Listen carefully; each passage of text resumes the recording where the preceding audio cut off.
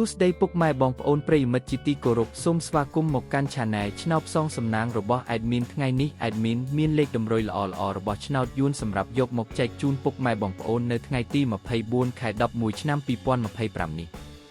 ដូចនេះ Admin មិនចង់ចាយពេលវេលារបស់ពុកម៉ែបងប្អូនយូរតោះយើងមកតាមដានលេខតម្រុយឆ្នោតរបស់យើងទាំងអស់គ្នាសម្រាប់លេខតម្រុយ2លេខមានលេខ75លេខ94និងចុងក្រោយលេខ33សម្រាប់លេខតម្រុយអូស2លេខមានលេខតម្រុយទី1អូស70និងលេខតម្រុយចុងក្រោយអូស90សម្រាប់លេខតម្រុយ3លេខមាន790គុណនិង330គុណសម្រាប់លេខតម្រុយថ្ងៃនេះ Admin សូមជូនពរឲ្យពុកម៉ែបងប្អូននិងប្រិយមិត្តទាំងឡាយជួបតែសំណាងល្អទាំងអស់គ្នាហេងមានលាភមានជ័យ